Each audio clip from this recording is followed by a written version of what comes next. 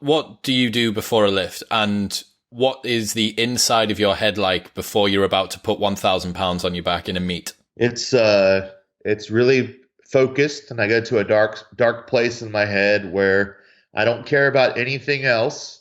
And the last thing I want in the world to happen when I'm under the bar is to miss the lift and embarrass myself. So everything is extremely tight. I visualize and see the lift being completed effortlessly before I even approach the platform. I already see it happen. I see the crowd's reaction, and I strive for that feeling to happen before it even happens. So I get out there and I just go to my default mode. I tune everything out. I tune everyone out. I go and lift and I fight for my life for a couple seconds. And I put it back down. Then I try to breathe and relax. So you turn it on, you turn it off. You turn it on, you turn it off. Kind of like a fighter, UFC fighter in between rounds. You got to chill, breathe and relax. And then you go, you turn it back on, and then you relax. I am joined by, without a doubt, the strongest man that I have ever had on this podcast, Mr. Brian Carroll. Welcome to the show. Thank you for having me, Chris. I appreciate it. I'm looking forward to having a chat with you. Yeah, me too. Recently had a mutual friend of ours, Dr. Stuart McGill, on the show, and he was singing your praises, and we also briefly discussed the work that you two did together, so I'm excited to hear the other side of that story as we get through today. Yes, it's been a very interesting journey the last 6 years that I've known Dr. McGill. And I met him in May of 2013, where I went to see him for a very complicated back injury that I had.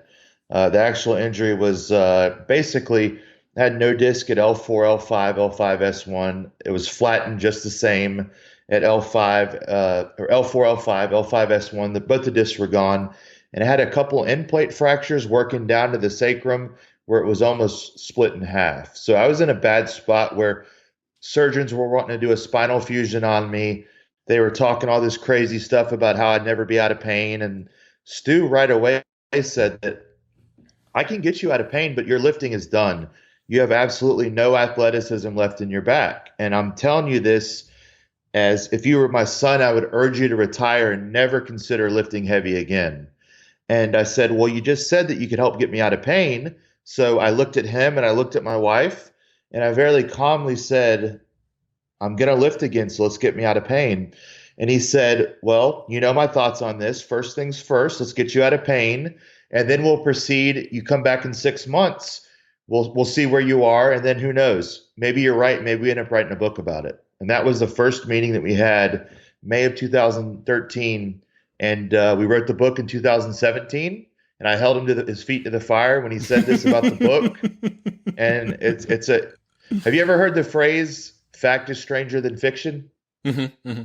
It's super true, man. Some stories that I could tell you, you'd be like, how does that even happen? How do two men from totally different worlds, one in the lab clinic training center, one from in the hole in the wall powerlifting gym, how do they merge and write a book that helps people all over the world? So it's a pretty awesome story. I'm looking forward to getting into it today, and I'm sure that a lot of the listeners will be as well. So can you give us a little bit of a background to your powerlifting career, where you got yourself to in the build up to this and some of your achievements? Yeah, so I did my first bench competition in 1999 when I was a senior in high school. We just actually had our 20-year reunion for high school this past weekend, so I'm feeling kind of old. I just turned 38. I just turned 38 last week, but I started when I was 17, and I actually got really serious about lifting when I was 16, when I was legally able to join the local gym. So from there, I just fell in love with lifting. I didn't party in high school. All I did was lift, eat well, and run. And I played baseball. So that was kind of my prerequisite to taking it to the next level. Once I graduated, I didn't know what the hell I wanted to do. So what I did is I kept working my sales job at Coca-Cola, and I just lifted. I lifted. I did some bodybuilding for a little bit. I kept competing in powerlifting. And then finally, the bug fully bit me in 2003, where I did my first full competition meet, which consists of the squat, the bench, the deadlift for total. So I did that I started training for that in early 2002. Then 2003, that was it, man. That's all I thought about for the next 15, 20 years. It was just, and it's still that way, but I've gotten a little bit more mature with my approach to lifting, my patience, because coming up, it didn't take long until I hit some big numbers. Within 3.5 years of my first full meet competition, I squatted 1,030 at 220, which broke the all-time world record held by Chuck Vogelpohl of Westside Barbell. No one saw it coming, so here I am, a kid at 25 years old, break this world record. The next thing you know, I think I'm untouchable. I think I'm Superman. I ended up going up a couple weight classes, setting records there. 1185 squat at 275 in 2011. But that lift cost me. I had a number one time. I had a number 2 total ever at 220, number 2 total at 242 multiple times, and a number 2 total all time at 275. But after a while, that cumulative trauma of abusing my body meet after meet after meet, and not necessarily investing back into my body after each competition, I kind of became physically, in some ways mentally bankrupt, because I was pushing. And you see people, whether it be CrossFit, whether it be fighting, wrestling, powerlifting, Olympic lifting, bodybuilding, you have to have rest. You have to have downtime. And one of my good friends is arguably the best bodybuilder of all time, Dexter Jackson. He takes a lot of downtime every year. He just won the Tampa Pro, and he's actually in line to win the Olympia this year with Sean Roden pulling out. Kai Green's not competing. Phil Heath isn't competing. It's wide open. So do you know how Dexter is? He's 49. He'll be 50 on Thanksgiving. That man is a beast. So, but I've learned from him, take time off, come off supplementation. Don't train so hard and give your body a rest so you become hungry once again to do it. And unfortunately, I didn't always have that approach, and my body got badly beaten up. How would you describe your training style in those years when you were getting yourself up towards 1,000 pounds and then moving from the 1,035 to like the 1145 squat and stuff like that? Yeah, so the 1185 is where I ended up. Yeah, like every pound counts over 1,100. Yeah, that's true. Yeah, you fought hard for them. It was whatever it took. Whatever it took, it did not matter. I trained whether I felt good or not. I didn't always listen to my body. Like I alluded to earlier, I thought I was Superman. I thought I could do everything do every and anything without any consequence. And after a while, everyone's human. We see it in every field. Eventually, you slow down, and Dexter slowed down some. He didn't win a pro show for 3 years, and this is his first pro win in a while. So we all slow down. So what we have to do is become more cerebral as we get older, as our lifting age and biological age are two different things. I know many people that just started lifting heavy at 40 years old, and they don't have the miles that I have on my body, even though they're older than me from a biological standpoint. Mm-hmm. So it was reckless. It was heavy. It was pushing at all costs. Now I've kind of developed a little better philosophy over the last 6 or 7 years, where I scale training back. I have programmed deloads where I take lightweight every few weeks. If I don't feel up to a lift one day, I'll ask myself, am I being a coward or am I being smart? And I'll weigh all my options. If something feels off and it starts to feel better, maybe I keep going. Or if it feels off, I shut it down and just help the other guys for that day. So I'm a lot more cerebral these days, and I have to credit Dr. McGill for a lot of that, because he helped me a great deal. Yeah, I can hear the narrative, the Stuart narrative seeping through in some of the words that you say. And I'm doing the same, right? I went to go and spend a day with Dr. McGill, very fortunately in Canada a couple of weeks ago. And I did my podcast with him, and we've been in touch a lot over email and stuff like that. And I find myself drinking the Kool-Aid or singing from the same hymn sheet now as well, because it appears to be the right one. And I want to get onto the whole ethos behind your injury and your recovery and stuff like that. But there will be some big fan powerlifters out there who will want to know what sort of split you were doing in the build up to your main meets, in the I guess the heyday of your comp prep and stuff like that. Can you take us through the typical sort of day and who was programming for you? What were you eating, et cetera, et cetera? Good. Okay. So it all depended on what weight class I was lifting at. I lifted at 220, 242, 275, and even 308. I bench pressed there. That is a large range. So it really depends on what weight class I was lifting at. After a while, I got really big for the 220 class, and so I had to go up to 242. And then that allowed me to eat a little bit more. So at the end of the day, it comes down to caloric consumption and your timing. Your timing is, to me, important. You need to eat enough, but not too much where you store body fat. So at times I've experimented. I've eaten too much. I've gotten fatter. But With powerlifting, it's tricky because it isn't about who looks good. It's about the person who's most functional and strong at that time. So just like the whole mobility, flexibility thing for powerlifting is you need enough, but not too much. It's the same thing with body fat. You don't want too much body fat to where you go up a weight class or you're unhealthy. But at the same time, when you start talking about lower than 12% body fat, your joints end up getting a little bit less supported. You have less fluid in them. Your core becomes smaller, which your trunk is the pillar of strength. That is the catalyst to big lifts. You unleash athleticism through a stiff proximal core, and it leads to distal mobility throughout the shoulders and hips. Now that is straight out of the Dr. McGill playbook. That is his voice. You even said it in a Canadian accent, I think, there for a little bit. Yes, I did. Hey, Stu's my man. So basically, right now, I'm still going to train for competition. Right now, I'm taking time off. And very fortunately, I just got my blood work back, and I am completely healthy in every way.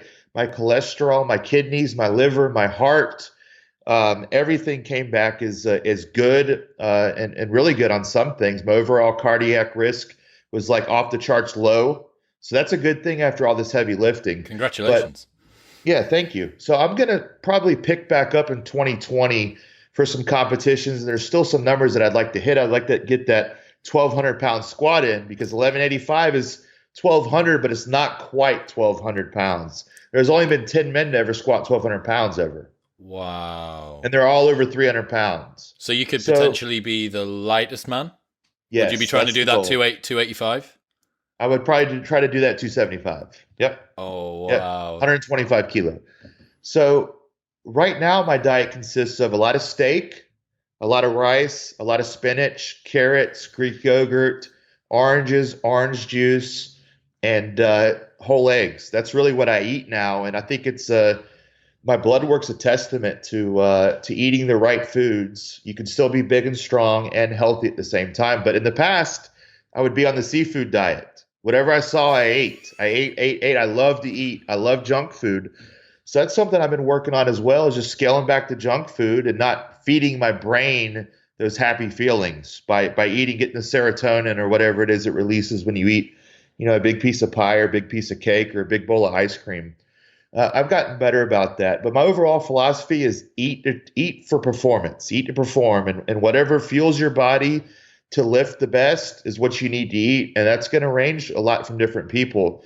I think Stan Efferding's vertical diet is a great, great diet for the strength athlete. And hell, I've been following it, and my health is better than ever too. I eat a lot of red meat, cholesterol, HDL went up, LDL went down. Imagine that. Triglycerides right on.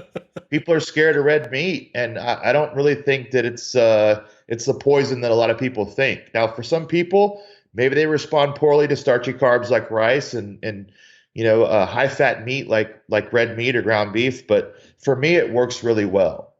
So that's been I've always liked to eat a lot of steak, chicken, fish, shrimp, and then rice, pasta, oatmeal for my carbs. And then I've always liked spinach, squash, carrots, to get my macros in. And then I like to supplement with some vitamin D. I'll take some fiber to make sure everything's, nice and cleaned out, and fish oil. So other than that, man, that's really the basis of what I've used as my diet overall. And then if I feel myself leaning out too much, I'll add more calories. I'll add more carbs and fat. Usually the protein stays about the same. And then, depending on where my body weight is, it might be more carbs and fat or less carbs and fat. And I use the mirror to be that indicator for me. Not necessarily the scale, but I can't disregard the scale because I lift in a weight class. Mm-hmm. So there's a lot of variables there. Now, as far as my training split, what I've found works best for me, and it was corroborated by Stu's wisdom, is I like to squat and deadlift on day one. There's a couple reasons for that. It allows me a full week of recovery before I squat or deadlift again. So I don't have to worry about squatting Saturday and then deadlifting Wednesday, then having to turn around and squat again on Saturday. So that's been something I've done for the better part of the last 12 years or so, but it really hit home when Stu told me you need to give yourself at least 5 days in between loading. So day one is squat and deadlift with a little bit of assistance. Day two is off. Day three is bench press and bench press assistance. Day four is off. which is Tuesday. Wednesday is squat and deadlift assistance. So I'll do my hamstring work, my quad work, my upper back work, my mid back work, my bicep work. And then I take Thursday off after that day. And then Friday, I do a little bit of a pump workout where I just get some blood flowing. I'll do a little bit of sled dragging and cardio and carries, which I do at the end of each workout, but it's more of a focal point on Friday. And that kind of gets me ready and the blood flowing for Saturday morning when I squat and deadlift again. Interesting. 4 days a week. And that's that rotation. Yep. Yeah. And then every 3 or 4 weeks, I take a lighter week on the main movement. So I might only work up to 50% of what I'm capable of that day. And that's why I think a sliding scale, something like RPE, the rate of perceived exertion or effort, however you want to put it, I think it's good because depending on what you have going on in your life, the weights are going to fluctuate. You can't always go off of percentages. What if you're on a honeymoon and you're in Jamaica and the weight room is not up to snuff? You're going to have to scale back the weights you use. If you're only going off percentages, it's going to lead to a lot of disappointment eventually. So what you do is you look at what you're capable of today, then work off of that max, what you feel like you have in the tank that day. So a lot of the time, every 3 or 4 weeks, I'll just work at like a 5 RPE or 50% of what I'm capable of that day and just do singles. So I reiterate those engrams of perfect form every single time. So it gives me not only a refresher for my brain, but a refresher for my body. And then I'm ready. I'm a little more motivated to get back under the bar with heavier weight the following weeks. And what I like to do is take a light week before you're absolutely crippled and forced to take a light week. Mm-hmm. Because then we know that overtraining can last up to a month for some people where they're overstimulated. They might get sick. They might not sleep well. They might have regression in their strength, achy, the flu. There's a lot of symptoms that come along with training too hard for too long. And I've been there multiple times. Everything feels like crap. You become depressed. Everything's heavy.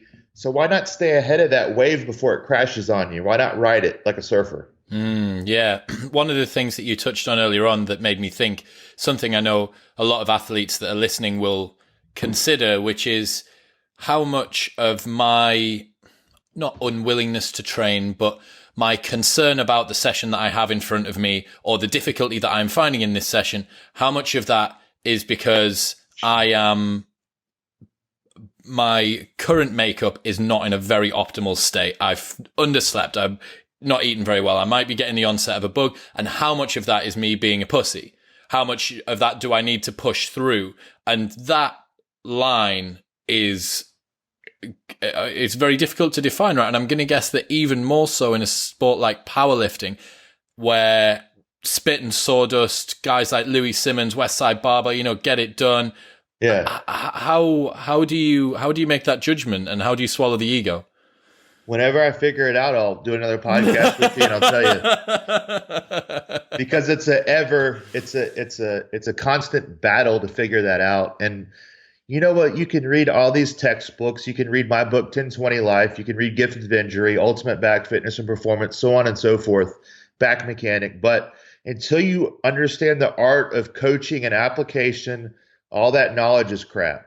It's useless. So I say that to tell you it's about the art. It's the art of knowing your body and paying attention to indicators. Indicators meaning physical, mental, psychological, spiritual, whatever you have going on, you've got to say, hey, is the juice worth the squeeze today? Am I close to a competition?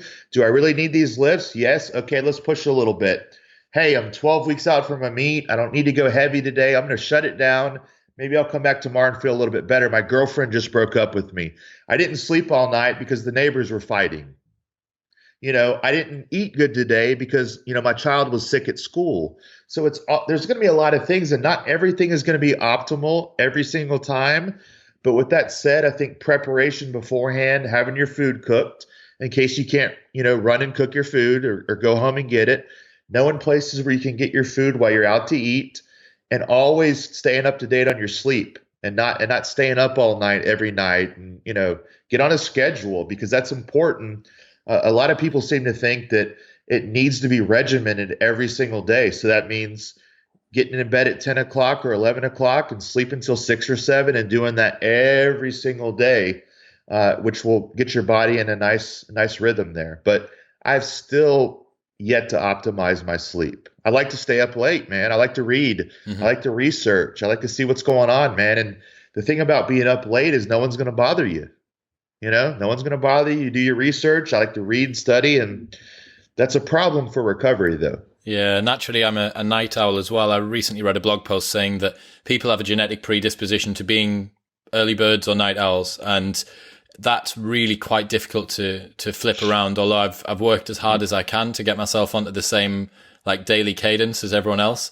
Mhm. But I'm still bouncing off that limiter a little bit. Another thing that came to mind when you were talking about routine and routines there, blog post from Ryan Holiday, which I've discussed on the podcast before, which is where he says that you don't need a routine, you need a number of routines. And he talks about how he has his I'm away on a book tour routine when he's in a unoptimized hotel room and there's a blinking light over the far side and it's not quiet and it's this, that, and the other. But he's realized I need an eye mask, I need earplugs, I need et cetera, et cetera. And you're saying the same. It's like, okay, Yep. what you have this particular day coming up, and over time, a little bit of experience will show you that you need to prepare better for this. I need to Yep. have my food prepped for the full day, not just for lunch. I need to make sure I've got water because I'm going to be driving a long journey or whatever it might be.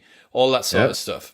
And I Yeah. think that comes across with experience, right? Which is obviously what you've been able to tap into now.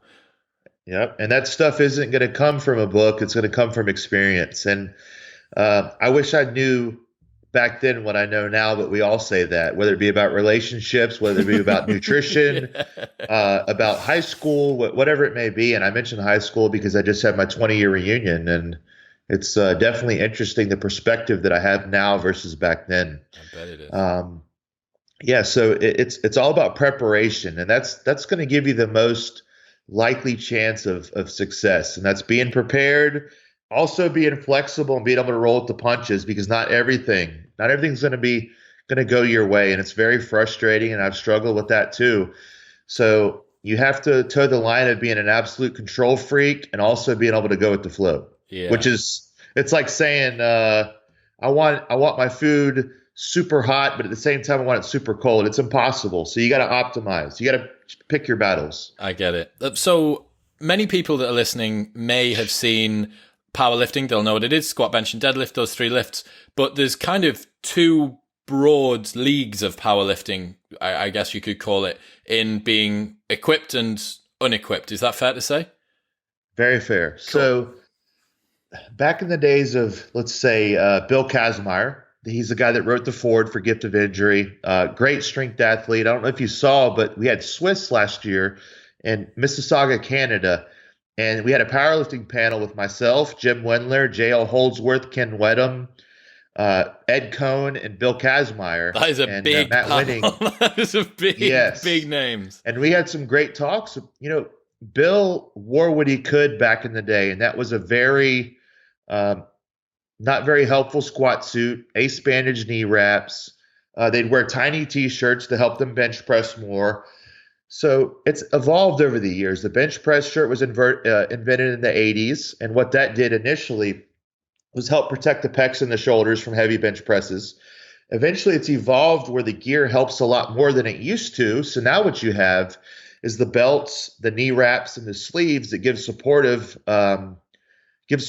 the elbows, the knees, and the core.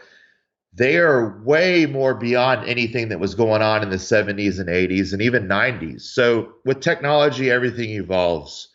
So in 2006, everyone lifted equipped. There weren't people that lifted raw because you'd be bringing a knife to a gunfight, basically. You'd be very overwhelmed. And the only people that lifted raw without equipment were the people that couldn't quite figure out their equipment, because there's an art to it. It isn't just about putting equipment on and lifting big weights. You have to acclimate your central nervous system to that heavier load, to that extra 100 pounds on the squat that you can't lift without the suit. So it's an art to it. You have to be strong in and outside of the suit, and that's a balancing act. So once the raw movement hit in 2006, a lot of people started lifting without powerlifting gear, or just wearing wraps and sleeves and a belt without the suit, and they call that raw, but it's not really raw unless you're not using anything, right? Because I know people who get 50 pounds out of a belt, they get 150 pounds out of a tight knee wrap, and then so on and so forth. But it kind of had a big split back in 2006 because they had first official raw meet, the New England Record Breakers up in Massachusetts. And then a lot of people started getting into the sport because the gear turned them off because it's a lot of work.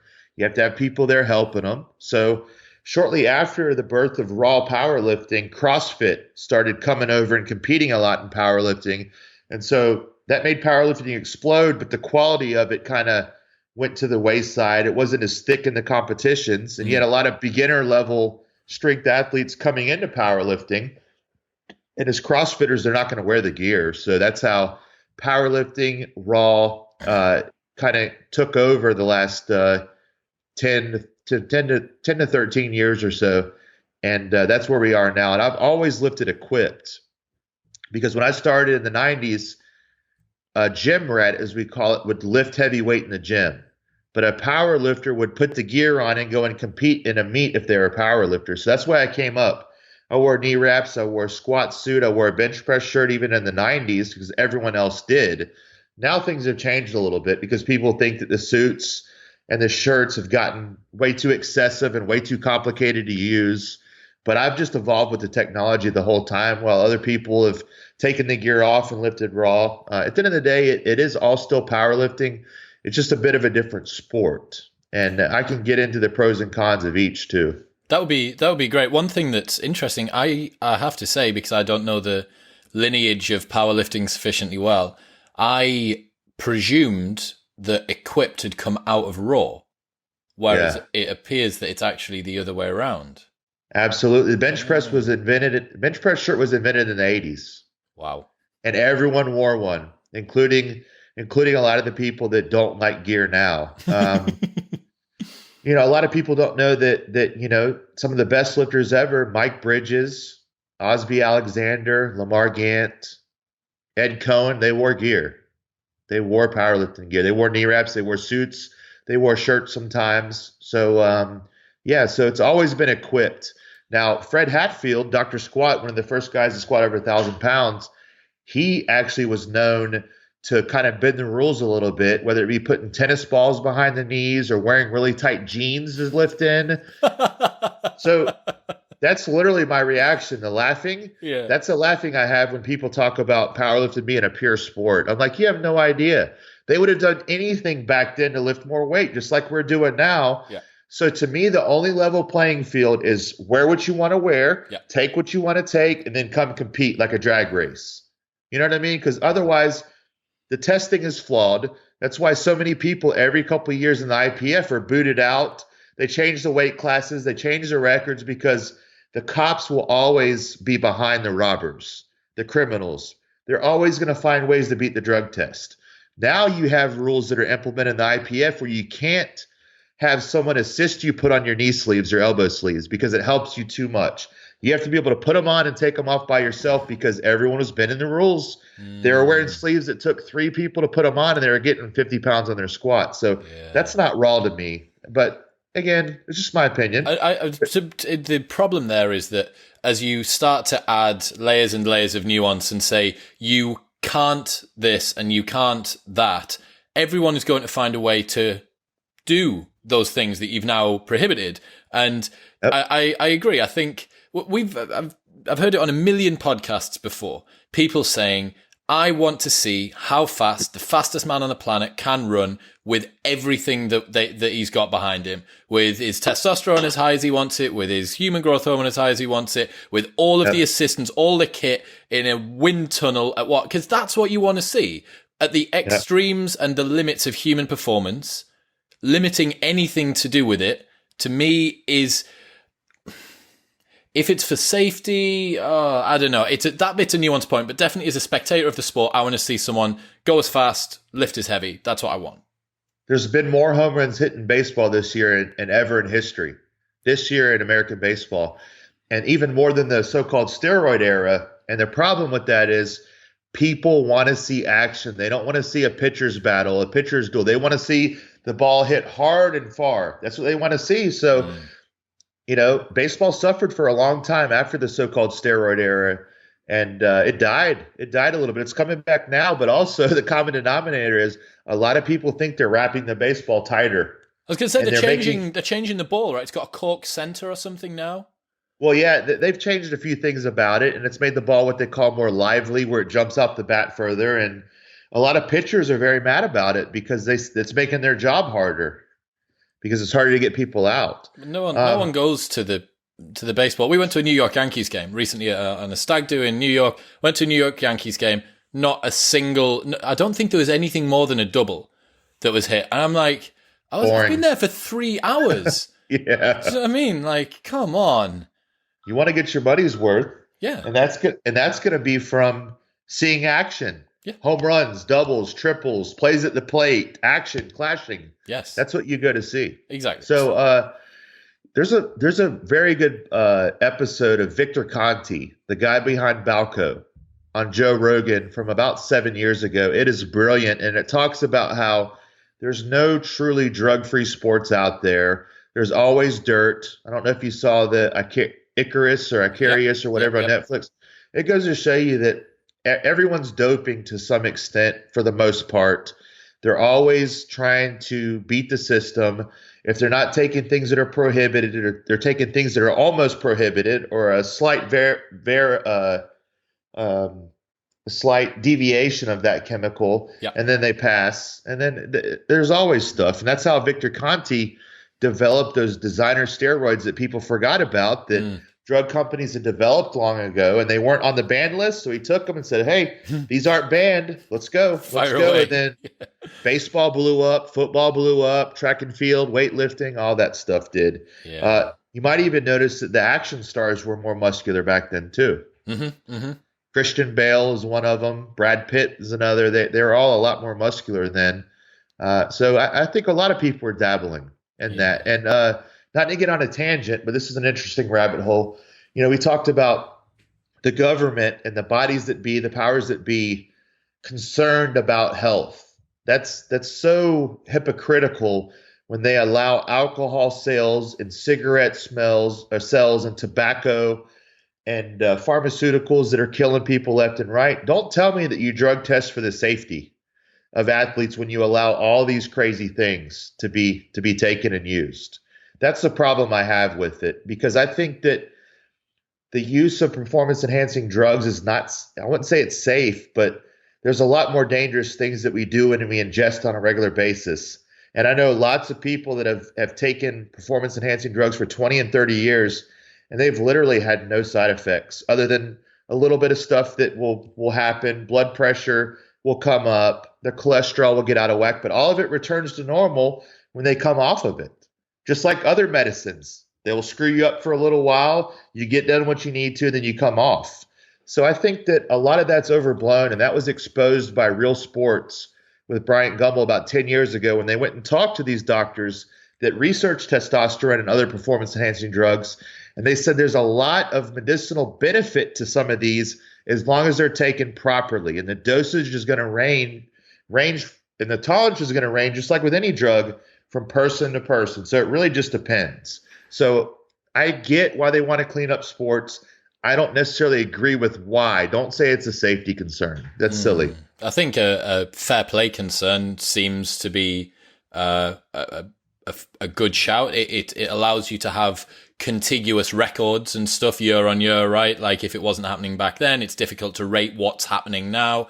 Have you seen, I'm going to guess that you will have done Chris Bell's Bigger, Stronger, Faster? Yes. Yeah, yes. Fantastic documentary. I don't think it's still available on Netflix, actually. Did you watch Prescription Thugs, which was the sequel? Yes. And he's got a new one on that plant leaf. What's it called?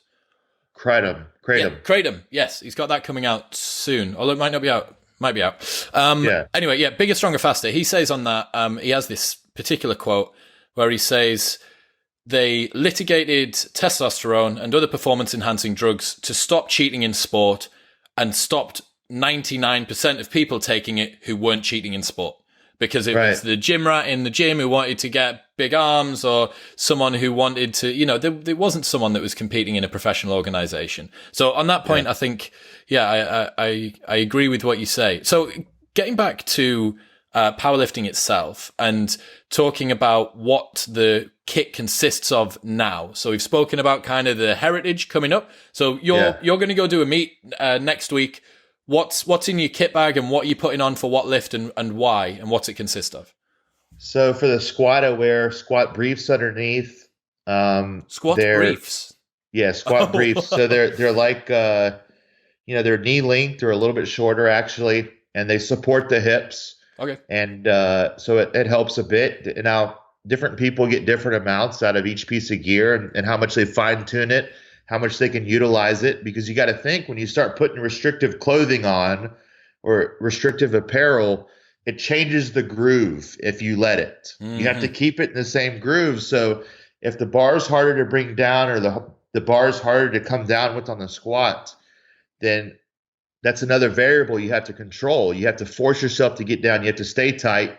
Your blood pressure's up higher. So I wear briefs under the squat suit, and I'm sponsored by Inzer Advanced Design. So I wear their Leviathan squat suit that's adjustable.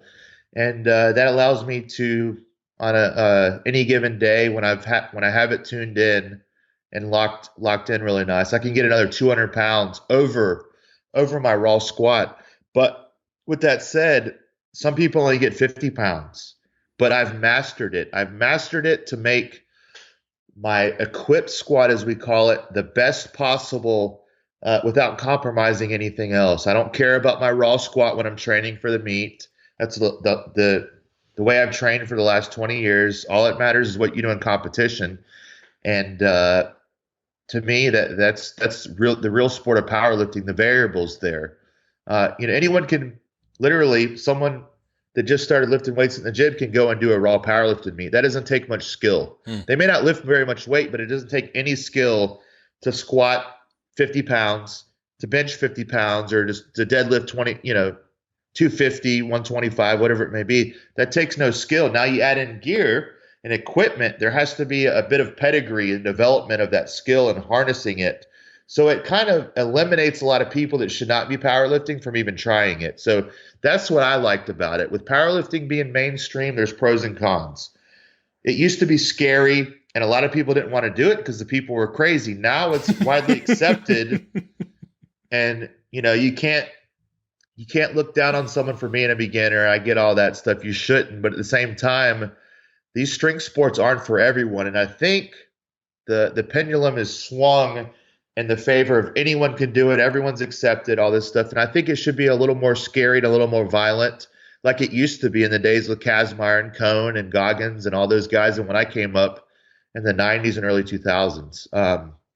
So that's a little bit about the squat gear. And of course, I wear a heavy-duty weightlifting belt to create that stiffness and that intra-abdominal pressure in the trunk.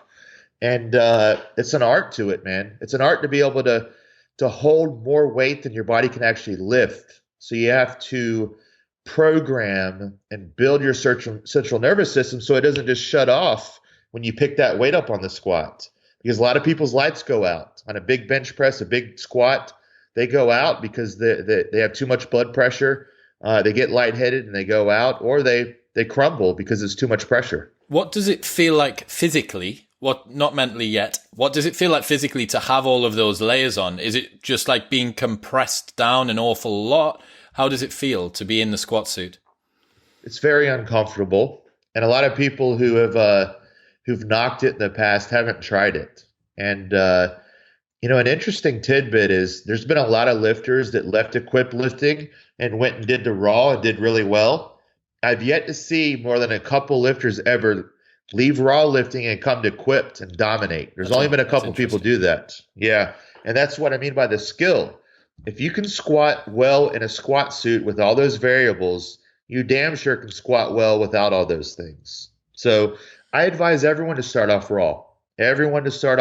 Get the form, create those engrams, and then from there, if you want to add equipment, then so be it. But build the base level of strength and have some technical proficiency before you even worry about that. Yeah. What does it feel like? Sometimes everything in your body hurts. The squat suit's very cumbersome. So that's why you have to stay calm. You know, you have knee wraps on, you have a squat suit on, you have to shimmy under the bar, you have to get tight, you have to pick the weight up, and then you have to squat with pristine form with all those layers on. So it's very difficult. Another thing that people don't realize, it's hard to tell where you are depth-wise. So you might think that you're going super deep and you're still that much above parallel. So there's a lot of variables there that add some difficulty to it. Yeah. So that touches on a question that I wanted to ask, and I'm sure a lot of people are thinking, what do you do before a lift, and what is the inside of your head like before you're about to put 1,000 pounds on your back in a meet? It's really focused, and I go to a dark place in my head where I don't care about anything else. And the last thing I want in the world to happen when I'm under the bar is to miss the lift and embarrass myself. So everything is extremely tight. I visualize and see the lift being completed effortlessly before I even approach the platform. I already see it happen. I see the crowd's reaction, and I strive for that feeling to happen before it even happens. So I get out there and I just go to my default mode. I tune everything out. I tune everyone out. I go and lift, and I fight for my life for a couple seconds, and I put it back down. Then I try to breathe and relax. So you turn it on, you turn it off. You turn it on, you turn it off. Kind of like a fighter, UFC fighter in between rounds. You got to chill. Breathe and relax. And then you go, you turn it back on, and then you relax. So it's a dark place that I go to for sure. I love hearing about that. Listeners who heard the episode with Sonny Webster, Olympic weightlifter, he said something interesting, and I'm going to ask you the same. He said that he does the same before he steps up to the platform. He visualizes himself completing the lift. He gets asked the question often. I wondered the same for you. Do you visualize yourself doing it from the first person, or do you watch yourself doing it from behind the stage? Both. Okay, interesting. I watch myself from the crowd. Yep. I see myself in the crowd, how I'm going to look, how I look so sturdy. I'll look so sturdy and stiff on the squat that as soon as I pick it up, everyone in the crowd knows that I'm going to crush the weight. I see that happen. I go through the squat. I come up. I grind through it if I have to. And then I know I've already done a dry run in my head. I go out there and do it. I also see myself doing it, picking up the weight, feel myself doing it. So I look at it from all perspectives. Isn't that interesting that we view it, for some reason, we decide to view it from not ourselves. We look at it from someone else. I think that's really, I don't know what that is about prep, but obviously, you know, some of the best athletes in the world choose to use that. So, moving on. I think it's self-awareness too.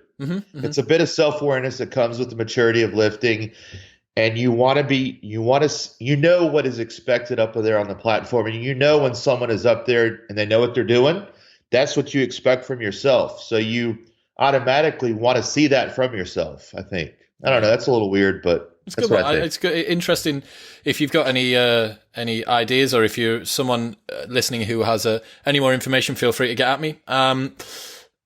So you mentioned that the 1,185 pound squat cost you. Yes. Can you tell us what and why? So I'd squatted 1130 just before that squat, and I wanted to go for the all-time world record of 1180. So I had to beat that by 5 pounds or 2 kilos. So I was feeling good. I figured I could get the lift. As I was doing the lift, it's the heaviest weight I've ever picked up, and I saw stars. I saw black spots everywhere when I picked it up. It was very heavy, and I was like, here we go. So I came up with it, and as I was locking out, my left leg stopped working a bit, and I had a hard time locking it all the way up. And at that time, I felt like I re-herniated a couple discs or damaged something pretty bad, and that cost me a bit because my lifting started to regress after that lift a little bit until I got with Dr. McGill and got that figured out. But I knew that I'd messed something up as soon as I got from underneath the squat and walked away. I knew. I got a little bit forward, a little bit bent forward with it, and I got out of position, which cost me. But still stood it up. Still stood up, still got credit for it, and had to get basically helped off the platform after that. And I still finished the meet and did well. But that I left a little bit of something to myself out there that day. Isn't that interesting? So moving on to the progression or the regression I suppose we could call it, from that Yeah. point up to when you sat down with Dr. McGill. Also, there's a story about when you were in a parking lot as well, which I think a lot of people might be interested to hear. So you had so I'll ask you, do you think that there was any other significant acute episodes other than that particular squat? Or was it cumulative over time? Is it just volume and volume and volume? And There was a lot of things. I think the first incident was in 10th grade. I was running the stadiums and I tweaked my back a little bit. The second, so that's 1995 or 96. The second incident that I had was in 2003. I strained my back a little bit and I felt a pop when I was deadlifting. That settled after a little while. Then in 2009, I was on an obstacle course. I was trying out for a scholarship with the police department, and I was the first person to run that morning. And it was 8 o'clock in the morning on a July day, so we had a lot of humidity. And as I was jumping over a barricade, there was dew all over it, and I slipped and landed right on my butt, my back like that. And that's when I was laying in the parking lot afterward. My legs weren't working, and I barely was able to drive myself home. It took everything I had, but like any brilliant athlete like myself, I did my first 1,100 squat and 800 deadlift about 3 weeks after that. So that's just to kind of answer your question. I did a lot of stupid stuff, and I just kept pushing like I was Superman. And finally, in 2011, that big lift, it was another little thing that chipped away at it. And then in 2012, about 8 months after that 1185 squat, I was warming up. I was on pace to squat 1,200 at this meet. And when I was warming up, I felt my back go. I felt, man, a lot of burning sensation locally in my lumbar spine. And I had to very, very, very much battle through that meet. I ended up winning that one, but my back started regressing. So that was 12. And then 13, it got really bad. And that's when I finally gave up after seeing multiple neurosurgeons, multiple orthopedic surgeons. I'd gotten my shots. You know, people get these shots, these facet joint injections, nerve root blocks. The problem is if you're not removing the cause, they're totally useless because it's only a numbing sensation. So until you remove the cause of the pain and build more pain-free capacity, those epidurals are useless. So I went through that thinking they were just magically going to cure me. Then I went down the path of trying to get surgery, thinking that would just be, I'm going to go in and get surgery, and then everything's going to be great. And that's not the way it works. And thank God, my client suggested I see Dr. McGill, and within a month, I was there with him in his laboratory. It's crazy to think, so speaking to Dr. McGill and also having read Back Mechanic and a fair chunk of The Gift of Injury, your book with him as well, surgery appears to be a very, very rapid option. I think perhaps a little more so in America. In fact, I was with Dr. McGill when he took a phone call from a lady who said she'd had back pain for 8 days, had been to see a consultant, and the consultant had said, we need to get you in for surgery. And I'm thinking to myself, you've had back pain for 8 days. Like, that could be anything. You could have like a splinter in your back. Like you literally could have sat on a bit of wood. Right. So yeah, the route of surgery, Dr. McGill went through a number of the reasons why that's a bad idea in his estimation. I think the stat is now at 80% of back surgeries are back to the same baseline level of pain within 12 months. Yeah. I think that's around about right. Yeah. So you didn't go for that. You went to go see Dr. McGill and split sacrum front to back. L4, L5, and L5S1 are just obliterated, I think was the terminology that he used. Yes. And from there, what happened? Because you're used to doing deadlift and squat on a Monday and bench on a Wednesday and all this sort of stuff. And Dr. McGill does the thing where he pushes his mustache to one side and he looks at you. He looks at you like this, and then he gets his finger out and he points at you. And what does he say? He says that my spine hygiene is terrible. It's not of a top athlete. So I had to reprogram the way I moved. And that meant squatting. So everything I did when I'm sitting in a chair, I'm standing up, pushing my hips through. Then when I sit down, I'm not plopping, sitting down easily. So I had to get the hip hinge down. the same way you push yourself off the toilet. I had to learn to lunge to tie my shoes. So for instance, it's here, put my foot up on a chair and then lean forward and lunge into it. Mm-hmm. And then the last thing is a golfer's pickup, where you basically stand on one leg and then reach down with a nice and flat back. Mm-hmm. All I was doing was bending flexion under load, further perpetuating my injury and picking the scab every day. So you have a lot of people, and I was included. I would do reverse hypers. I would do lumbar stretches, the silly stretches he calls them. I'd pull my knee to my chest. I'd bend down and touch my toes, which is not inherently bad, but it is bad for a power lifter, especially one with back pain. Now, if you're trying to be a gymnast, those stretches are probably going to help you, or maybe they might help you, right? But you've got to pick. If you want to be a power lifter, you have to tune the body to be a power lifter. If you want to be a gymnast, you need a lot of flexibility, but don't expect that strength out of it. Just like the power lifter shouldn't expect that mobility out of their back. You have to choose wisely with every exercise that you put in a program. So I was doing the reverse hypers. I was doing the stretching. I was doing weighted sit-ups. I was basically creating the perfect recipe for a painful back.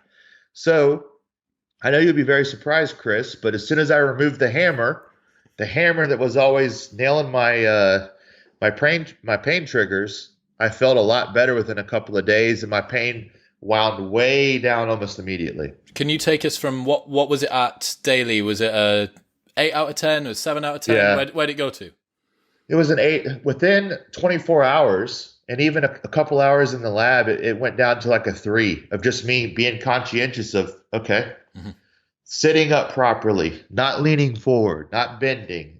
Within a couple hours, it felt a whole lot better. And within a couple of days, it was down to about a 2 or a 1. How did that feel after being in so much pain for so long? It was a huge relief. My wife couldn't believe it because she came along for the ride, and she said, "You haven't talked about your back hurting one time since you left Dr. McGill." And I said, "I know, it's crazy." And I like to share this information with people to know that they can get out of pain. The problem is they're too blind to see how simple it really is. They think that they have to take this medicine. They think that the back surgeons are the end all be all when they're designed to do one thing, and that's to cut on you. And like Dr. McGill says, and he probably explained to you, they're not likely to go in there and cut your only pain trigger out. A lot of time there's multiple pain triggers. There's no guarantee they're going to get that one, and likely they're going to open you up. They're going to destabilize your back. They might fuse it together, and then the above and below of the fusion is going to suffer after that. I've yet to meet more than a couple people that have ever had a less than one back surgery. There's always more that follow. There's always more because you know what? They don't remove the cause. Have you ever met someone who's been through back surgery and has come back to be athletically capable? Yes, I have met, but they had 3 surgeries. Yep. And they still are inhibited in certain ways because they're locked up. They have a spinal fusion, so they've had 3 fusions. And the first one didn't take. The second one ended up reversing itself, and the screws came loose. The third one took, but they have a lot of struggles and a lot of pain daily that come and go.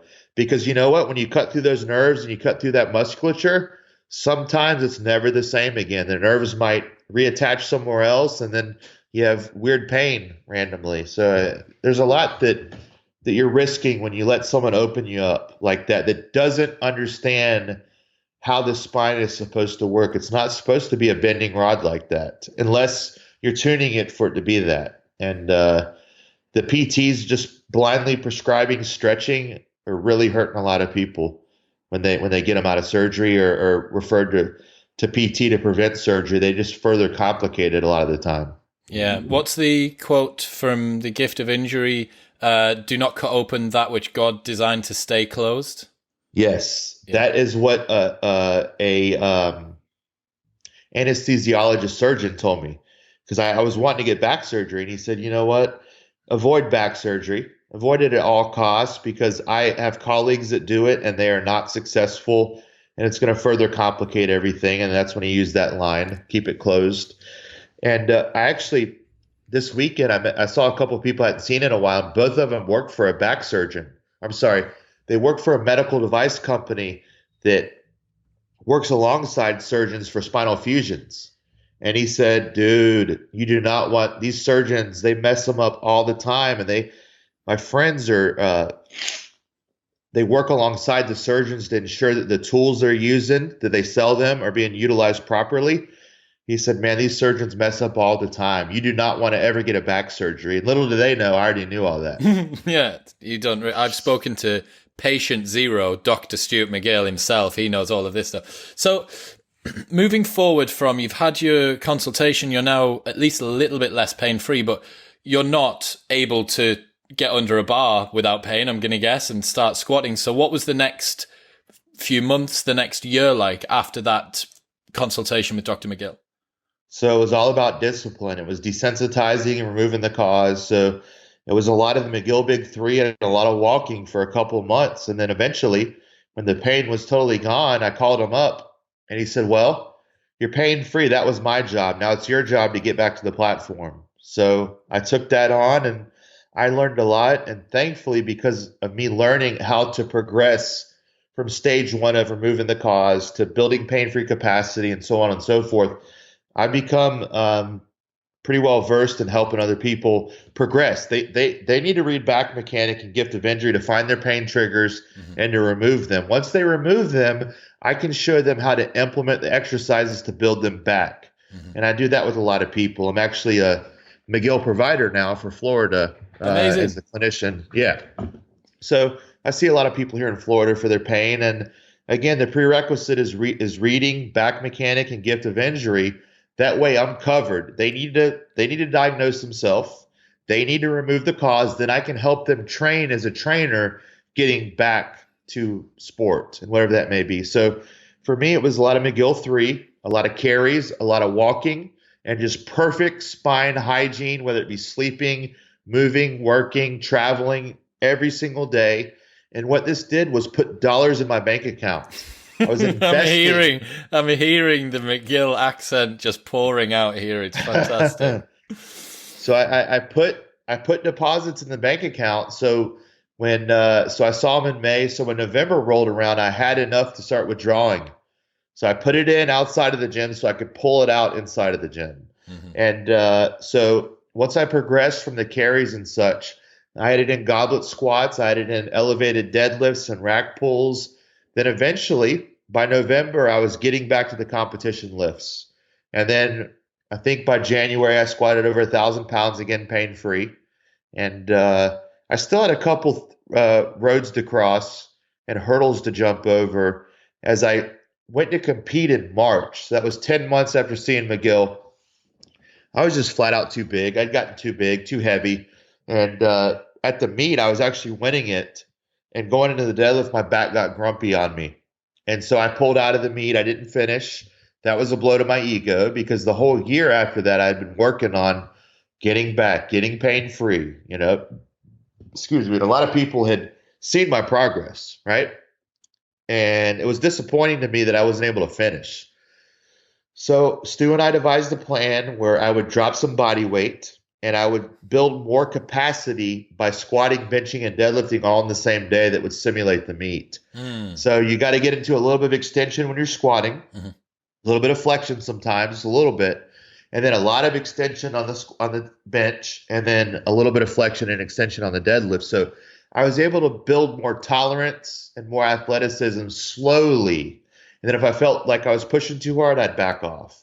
So I was really in tune with my body by then. And then within the next few months, I had a personal record at a lighter weight class, better than pre-injury. And then I won the Arnold 2 more times after that with better lifts post-injury than I did pre-injury. So you touched on ego there and the fact that you had to say no to this deadlift.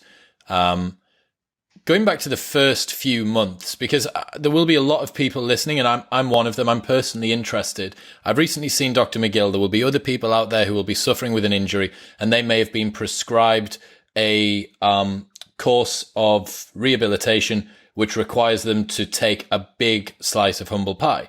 And they're going to have to swallow an awful lot of ego. So for you, one of the strongest men on the planet, how did it feel? Did you have any trouble with that, or was your goal to become pain-free, did you see this as a part of your journey, or were there some questions in there where you began to get frustrated and stuff like that when you were doing bird dog for, 10 minutes a day and side plank for 10 minutes a day, et cetera, et cetera? It was a blow to my ego, but I looked at it this way. Nothing was more devastating to me than losing my athleticism. So after trying to do it my way, researching on my own, thinking I knew everything, getting the shots, getting the consults, I caved. And when I talked with Dr. McGill, I was a little skeptical about what he had to say. And then after a little while, I realized that he knew what he was talking about. So when I met him on that May day in 2013, I went into his lab as a complete beginner. I went in there like I knew nothing. And the only thing I held tight to concerning my ego and my pride was that I'm going to compete again. Everything else, I turned over to him completely. Now, I've met a lot of athletes that are world-class, world record holders, you name it, that are done now because they couldn't step away from the barbell or step away from the track or the octagon and get pain-free. Now, I've met a lot of people that say they can't do it for a variety of reasons. And what I say to that is biology is very binary. It doesn't care about your mental state. It doesn't care about what you have going on, your bills. Either you're giving yourself enough stimulus to build and be better, or you're tearing your body down. And so if you can't stop lifting for the sake of your mental health or your wallet, then I wouldn't expect to get out of pain.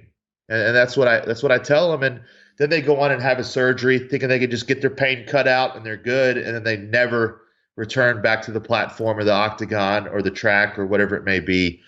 So it's very hard for a lot of people because there's a lot of stress going on right now throughout the world with the climate, social media. Everyone's wound up and fighting. And so they use exercise for an outlet to de-stress. Mm-hmm. And when you take that away from them, they freak out. Well, you can still walk. You can still do your core work, but you're going to have to take time away from going out there and drilling the barbell every day. So it was hard, but once I got going, because I caught some stuff from friends when I wasn't lifting, and I would still go to the gym every day, but I'd be doing my McGill 3 and my carries and all that stuff. So I didn't care. And the way I looked at it was this: I'd beaten just about everyone in the past, and I was doing what I needed to do to get back there once again, and I'd get the last laugh. What a fantastic philosophy. What a fantastic philosophy. I mean, when you are one of the strongest men on the planet, that's the sort of thing that you can say. But I hope that has reframed for a lot of people that might be listening just the sort of sacrifices that you do need to make. I've certainly, having seen Dr. McGill, and I sent him a couple of emails afterwards just asking for some clarity on some of the prescriptions that he'd given me moving forward. One of these questions asked something which I shouldn't have asked, which was, can I go to failure on any of these slash do you have an RPE or reps and sets suggestion? Because that's the language that I talk in. That's all I've known. I've known, well, how hard should I go on? And it was TRX ring rows, push-ups, front rack kettlebell carry, and single leg knee raise. How hard should I go? Can I go to failure? And I just got this email back, and I was like, oh no. What did he say? He was just like, he shouted at me. It was shouting. There wasn't any capital letters, but it was in quite big text. And it was just, Chris, you are talking like a bodybuilder. This is not the route to get pain-free. You need to be focusing on movement quality first and foremost. I have had athletes who have done nothing but XXX for 6 months to 1 year to 2 years before they move on to anything, etc., etc., etc. And I was just, truth. I'm like, okay. Yeah. So I have a lot of athletes that I work with through online coaching, and I get them to read Back Mechanic, get them to read Gift of Injury and Ultimate Back. And then once they get pain-free, I progress them, but sometimes they relapse. And that might be because of new stress in their life. Mm-hmm. They may have gained some weight. They may have lost some weight. There's a lot of things that change. Our body's ever evolving and adapting.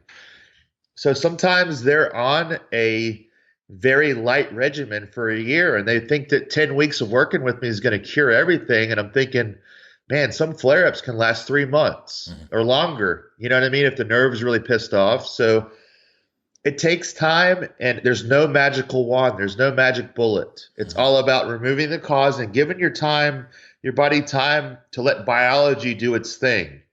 And you can't contradict it with things that are not cohesive. And that's a big thing that I think a lot of people miss.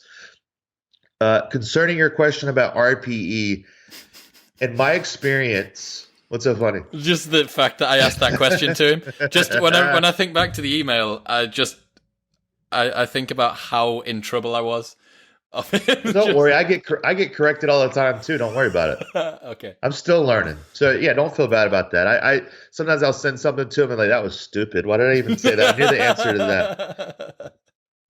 Yeah, that's you can't take yourself too seriously. You're gonna mess up, right? Especially to the Godfather, right? Mm-hmm.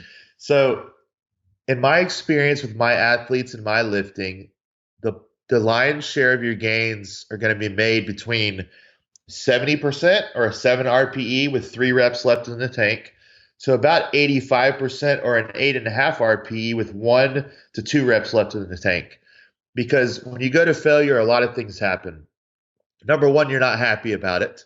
You know, if you're going for a max rep set and you want 5 reps with 200 kilos and you only get 4 and you fail and miss on the 5th one, that kind of crushes your day. It ruins your day a little bit. So pick your times when you push and go after numbers. Other times you want to train and not test. Training and testing are way different things. When you go to failure, you're testing. You're going to the absolute limit of your body to find out where you are. Too much testing is problematic. So again, 70 to 85% of your max on a given day is the sweet spot. You can get a lot of volume in there. You're not going to be missing anything. And then you know, you can pick your days where you go 100%. But it's got to be few and far between. I understand. One question I've been thinking, actually, do you guys ever do walkouts? Like very, very heavy walkouts? Yes. So we'll do heavy pickups, heavy walkouts. We'll do overload sets. So one good thing about powerlifting is Louis Simmons specifically, he's really changed the game for strength training in the National Football League here with American football, with the baseball players, with college football. Powerlifters have shown that barbell use and implementation is not just going to take away your athleticism. You know what I mean? You need to, you know, assess the demands for the sport, but at the same time, weightlifting isn't just this dangerous thing when it's done right. So it's pretty cool to see a lot of the things that we do in powerlifting have carried over to all the sports. You know, Louis Simmons has done a great job with that. One thing that we've done and I've utilized for a long time is a reverse band method. And I got that from Louis Simmons. He calls it the Lighten method. I also got it from Rick Hussey of Big Iron Gym, a legendary powerlifting coach. What you do is on the squat, you hang the bands from the top of the rack, and you hook it around the barbell. So as you go down, the load gets lighter. As you come back up, it returns to its normal weight. So what that teaches you is to pick it up and not be scared of the weight. You adjust to that load and the pressure. Then as you go down, the lower you go, the lighter it gets. And as you turn it around, it comes out of the bands. That's almost like a training wheel for a new exercise or a new weight. And we do a lot of those that are really good for tuning the central nervous system. That's really interesting. So holds, negatives, pauses, all the tempo, all that stuff has its proper time for implementation. But one of the biggest things that I'd like to tell the listeners out there is you have to be able to ask yourself and answer, why am I doing this exercise? And if you can't answer that, you need to remove it. Because I see people all the time, they'll send me their programming. They'll say, what do you think about this, Brian? And I'll say, well, it looks pretty good, but why are you doing the one leg Bulgarian split squat? Well, I saw my favorite lifter. That's a bad answer to say that. What you should say is, I want to work on my quads a little bit more, you know, for the squat lockout or for the deadlift lockout or off the floor. I'm doing pause squats because I need more explosiveness. I'm doing speed work because I'm slow. I'm a good grinder, but I'm not good at exploding out of the hole. And these things can be taught. So your program needs to be built around your weaknesses. And everything that I do, I can answer specifically as to why I do them or why I have my clients do them. And I think that's half the battle right there. So it needs to be built around weaknesses, but also around education of the athlete by the coach. Is that right? Yep. You nailed it. And never doing exercises just because they're hard or at random. Everything needs to be specific to the needs of the athlete. And for you, it might be 180 degrees opposite of what I need. You look like you're a really lean guy. You stay in good shape. I don't think you need to restrict your calories anytime soon. Me, on the other hand, I've put on some body fat this year, right? Yeah. You're lean. I'm not so lean right now. So for me, just to say Chris and Brian and everyone needs to eat 4,000 calories today, I'm like, no, Yeah. I'll get fat. You may need that, but I'm Yep. going to get fat. Yeah. So that's what I mean. Like, you have to be able to answer these questions because they're so important. It's not just a one size fits all rehab, training program, diet, supplementation. It has to be customized.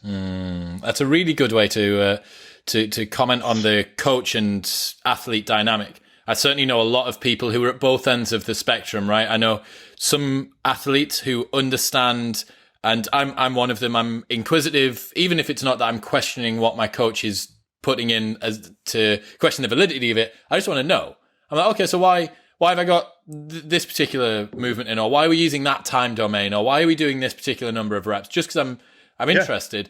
You want to learn. I also know people on the other end of the spectrum who just want the prescription that's put in front of them and they just want to go through with it. So I guess, again, for the coaches that I'm sure will be listening out there, that's something that you're going to need to take on as well, right? You're going to need to think, what's the particular absorption rate of mental space for my client, and how much info can I give them to get them educated? Yes, you got to think objectively for sure. And man, the key is, like you said, some people, they want you to hand them the fish. Other people want you to give them the fishing pole, right? The people that want the fishing pole are innate. They're innately wired to be coaches, I think, because they want to learn. They just don't want to be spoon-fed and have success. They want to be able to replicate that success, in my experience. So the people that are asking questions, those are going to be the future leaders and not just the followers. Fantastic. Brian, I will be linking Back Mechanic, Gift of Injury. Is there anything else? If anyone's interested, wants to find out some more info, where would you send them? They should go to powerrackstrength.com. That's where we have all those books that you named. We also sell them on Amazon, backfitpro.com, kabukistrength.com. So we have a bunch of different outlets where you can get those books. I personally, from powerrackstrength.com, ship worldwide to anyone wants those. But for a lot of content that goes above and beyond the books that we've talked about, my website, Power Rack Strength, has a lot of articles that I've written over the last 5 or 6 years that are there, and they're free. So all of that, along with my training philosophy, is called 1020 Life, and that's the book that I sell concerning my strength training philosophy. And there's bits of it in Gift of Injury, a lot of it actually. But the strength manual itself, without the rehab and without my story, is 1020 Life. But I'm on social media, Brian Carroll 81 on Instagram and Facebook. And man, I really enjoyed this conversation.